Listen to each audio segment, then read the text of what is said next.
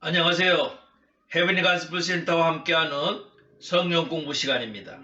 오늘은 내비기도 성령 공부 두 번째 교재 그리스도인의 생활 지침 가운데서 네 번째 과 믿음에 의한 생활에 대해서 우리 한번 함께 공부하는 시간 갖겠습니다. 먼저 주제 구절을 한번 함께 찾으시죠. 주제 구절은 고린도 후서 5장 7절입니다. 다 찾으세요. 믿음에 의한 생활이고 주제는요. 주제 구절은 고린도 후서 5장 7절 말씀입니다. 함께 자신을 믿고 우리 함께 봉독하시죠. 이는 우리가 믿음으로 행하고 보는 곳으로 행하지 아니함이로라. 아멘. 자, 여러분, 보는 곳으로 행한다는 것은 무슨 뜻입니까? 묵상 첫 번째 질문은 그겁니다. 보는 곳으로 행한다는 것은 무슨 뜻이냐? 그것은요, 내가 알고 있는 상식 또는 어떤 느낌 그런 걸로 이제 살아간다는 거예요. 사실 보는 곳이 가장 빠르잖아요. 그죠? 모든 것은 첫 번째 내가 보는 곳으로 모든 것을 첫 번째 판단하게 되죠. 느끼게 되잖아요. 그러니까 보는 곳을 행한다는 것은 바로 그거예요. 심지어는 그래서 하나님의 말씀도 보는 곳으로 판단하는 거예요. 자기의 어떤 그 이치, 판단, 합리성 그것 가지고 먼저 생각하는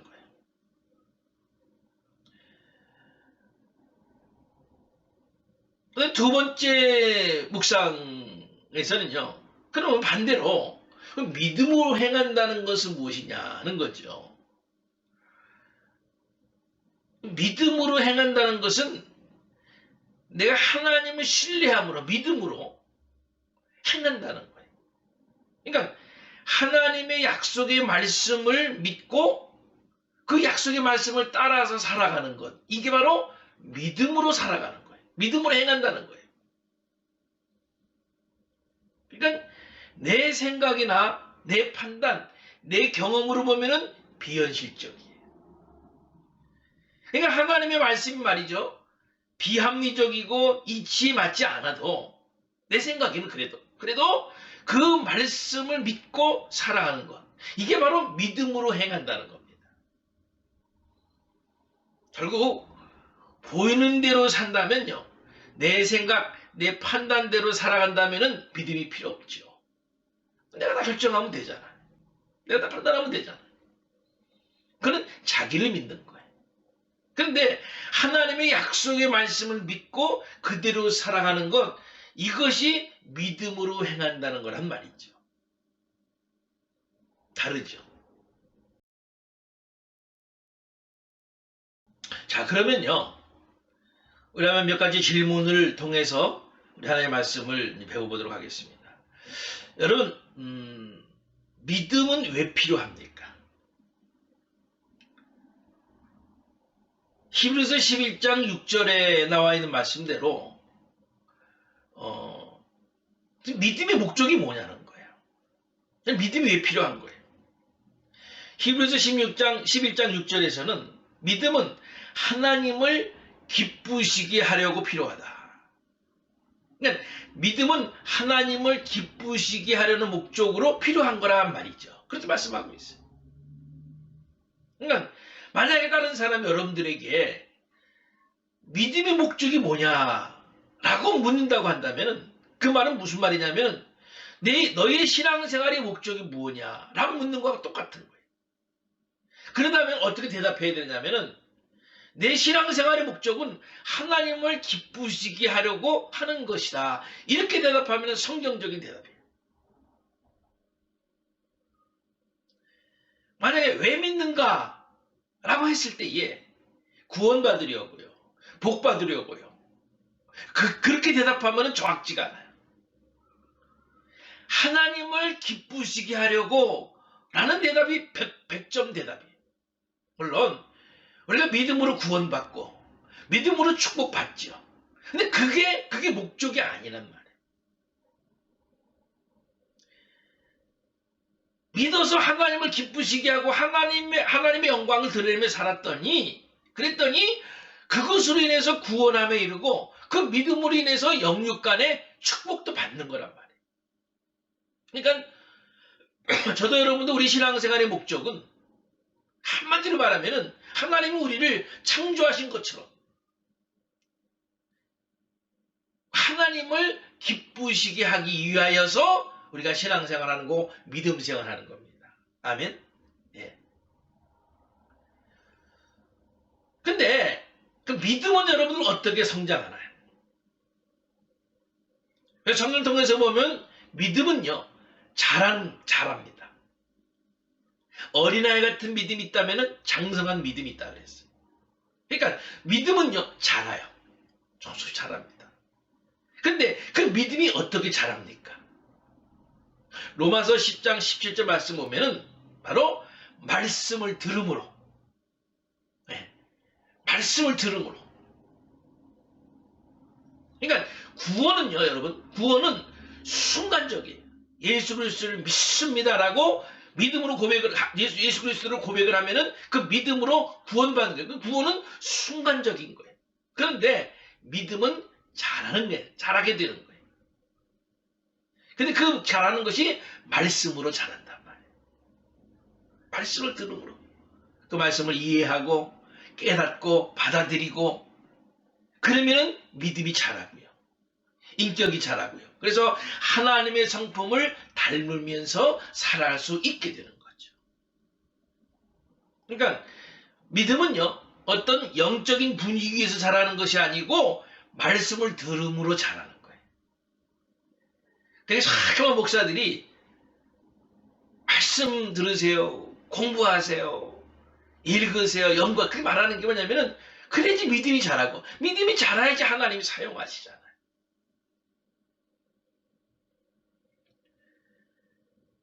거기는 늘 기억하세요. 믿음은 자라야 돼요. 어린애 같은 믿음을 가지고 있으면 안 돼요. 장성한 믿음, 어른의 믿음을 가지고 있어야 돼요. 그러기 위해서는 자꾸만 하나님의 말씀을 듣고 연구하고 보고 공부하고 이런 행함이 있어야 돼요.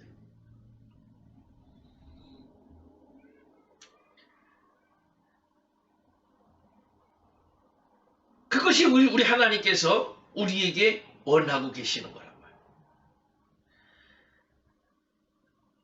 그래서 그 사도 바울은요, 사도행전 27장 25절에 보면은 사도 바울 그 스스로는 그의 믿음을 하나님의 말씀 위에 두었다라고 고백을 합니다. 그러니까 사도 바울의 믿음의 기초는 뭐냐 하면은 하나님의 말씀이었다는 거예요. 사도 바울은 하나님이 하신 그 말씀은 그대로 된다라고 믿었어요. 여러분 잘 아시는 대로 그 사도 바울이 그 죄인 아닌 죄인으로 로마로 압송을 가는데, 배를 타고 가는데 가다가 유라굴로라고 하는 그 광풍을 만나게 되잖아요.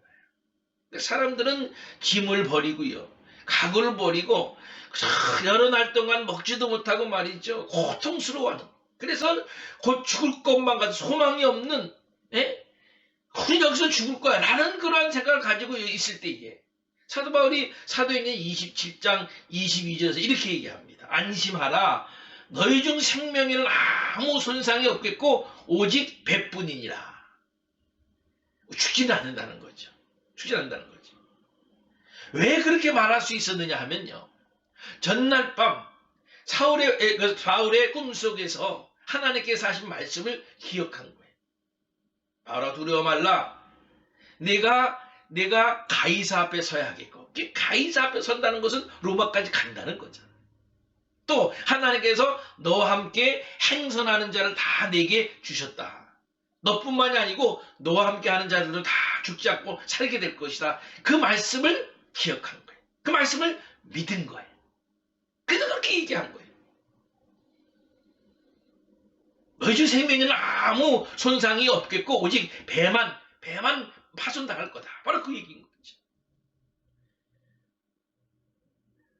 나는 내게 말씀하신 바 그대로 되리라고 하나님을 믿노라 라고 사도행전 27장 7장 25절에서 말씀하고 있는 거예요. 하나님 말씀하신 그대로 되리라고 믿는다. 네. 여러분, 저도 여러분도요, 이 믿음의 고백이 있어야 돼요.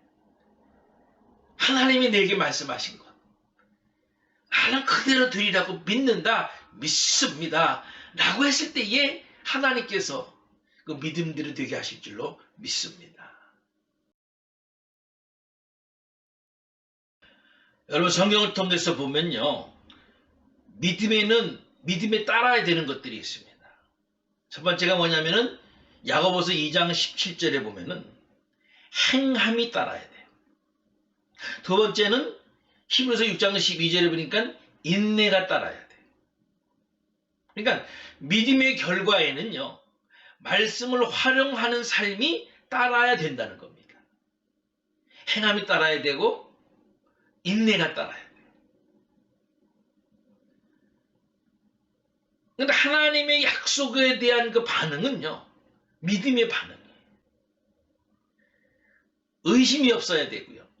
일단 의심이 시작이 되면은 그 의심은 또 의심을 낳고 또 커져야 돼요. 의심이 없어야 되고 점점 더 견고해져야 돼요. 그런 믿음을 가지고 있을 때에 하나님께 영광을 돌리며 살 수 있는 삶을 살게 되는 거죠. 그것은 꼭 아브라함이요. 로마서 4장 20절 21절에 보면은 하나님의 약속에 대해서 어떤 반응을 보이느냐 하면은 의심치 않고 점점 더 견고해졌다. 아직 이루어진 것이 없어요. 그런데 아브라함은 하나님의 약속의 말씀을 믿었어요. 의심하면 점점 의심하게 되고 부정적으로 되지만은 아니에요. 점점 믿었어요. 그랬더니 점점 더 그 믿음이 견고해져 갔어요. 그게 아브라함의 믿음이었어요. 의심치 않고 그 말씀을 믿고 살아가는 삶. 이게 믿음의 삶이에요. 여러분, 우리 여러 가지 시험을 만나면은 기뻐하라는 말씀이 있죠. 여러분 기억하실 거예요. 우리 첫 번째 교재에서 세 번째와 승리 확신 부분에서 이런 질문을 했었을 거예요. 그러면은 야고보서 1장 2절로 4절 말씀에 의하면은 시련과 유혹의 목적이 무엇입니까? 그 대답은 뭐냐면은 인내를 만들어내기 위해서였죠. 죄를 이길 수 있는 힘을 길러내기 위해서 유혹을 제거하지 않는다는 거예요. 예방 접종과 같이. 그러니까 믿음에는요, 반드시 시험이 있는 것을 알아야 돼요. 네, 우리를 잘하게 하시기 위하여서. 그리고 쓰시기 위하여서. 그러니까 시험 받을 때에 기뻐하고 영광으로 여겨야 되는 이유가 바로 거기 있는 거예요. 하나님께서 나를 더 쓰시려고 인내케 하셔서 죄를 이길 수 있는 힘을 더 나에게 주시려고, 그래서 나를 더 사용하시려고, 네. 오히려 그것에 대해서 기뻐하고 즐거워한단 말이죠. 그러니까 믿음이 있는가 없는가, 참신앙인가 아닌가는 뭘로 보냐면은 시험을 당하는 태도를 보면은 알 수 있어요. 왜 기쁘지 못하게 된다? 그러면 믿음이 없는 거예요. 왜? 환경을 믿고 살기 때문에. 결과에 대한 확신이 없기 때문에.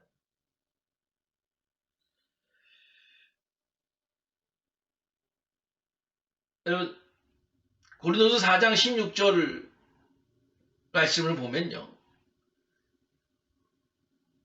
보이는 것들과 보이지 않는 것들이 있다 그랬어요.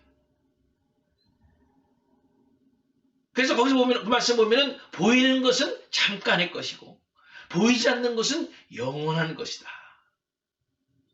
그러니까 보이는 것과 보이지 않는 것, 여러분들 우리 믿음의 삶은요, 보이는 것을 위한 삶이 아니에요.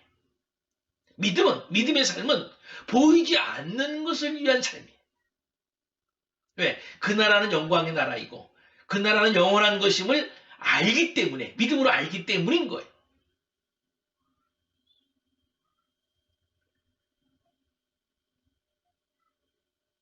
그래서 우리가요, 저나 여러분들이나 정말 믿음으로 사는 삶,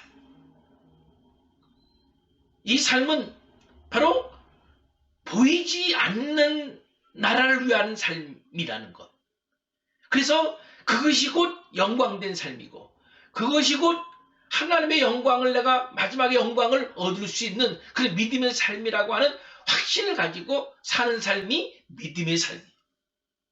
우리가 예수 그리스도를 본 적이 없지만은 무엇으로 알 수 있습니까? 베드로서 2장 8절 말씀 보면은 내가 예수 그리스도를 사랑할 수 있고 예수 그리스도를 기뻐할 수 있다. 왜? 믿음이 있기 때문인 거예요. 믿음이 있기 때문에.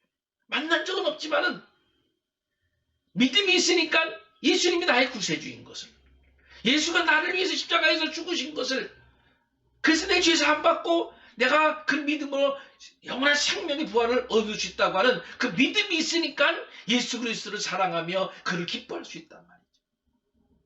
얼마나 믿음이 중요한지 몰라요. 그게 믿음의 삶이에요. 여러분, 정말로 믿음의 삶을 사시겠어요? 아니면은 육신의 삶을 그냥 사시다가 돌아가시겠어요? 믿음의 삶은 이 땅의 삶도 하나님이 책임져 주시고, 믿음의 삶은 영원한 하나님의 나라도 영광도 내가 얻을 수 있는 삶이 믿음의 삶입니다. 여러분들, 보는 것을 위해 살지 마시고 보이지 아니하는 영원한 영광의 나라를 위하여서 살 수 있는 그러한 믿음의 삶을 살아갈 수 있는 저도 여러분도 다 될 수 있으시기를 우리 주님의 이름으로 간절히 축원합니다. 아멘.